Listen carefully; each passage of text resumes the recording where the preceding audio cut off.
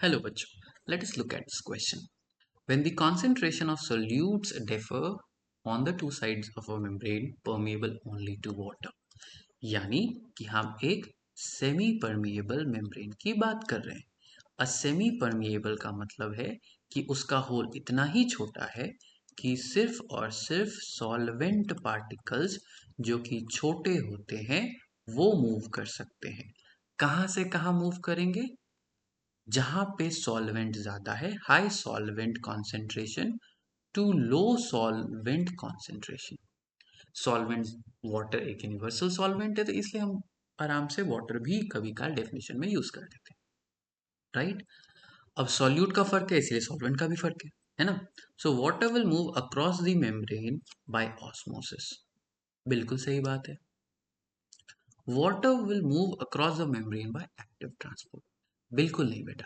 Active transport के लिए हमें प्रोटीन्स और एटीपी दोनों की जरूरत होती है, ठीक है। तो हम ये गलत हो गया हमारा। Water will move across the membrane by facilitated diffusion. Once again इसके लिए भी हमें प्रोटीन्स की रिक्वायरमेंट होती है।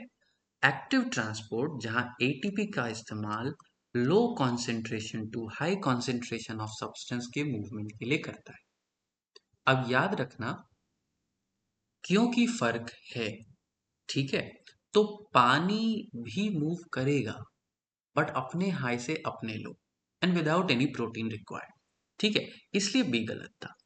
सी भी गलत क्यों है? सी यानी फैसिलिटेटेड डिफ्यूजन हाई कॉन्सेंट्रेशन से लो कॉन्सेंट्रेशन ही मूव करता है सामान को, लेकिन ये एक प्रोटीन का इस्तेमाल कर रहा है। और यहाँ पे हम एक ऐसी परमिएबल मेम्ब्रेन की बात कर रहे हैं जो सिर्फ पानी यानी सॉल्वेंट चीजों को जाने ले।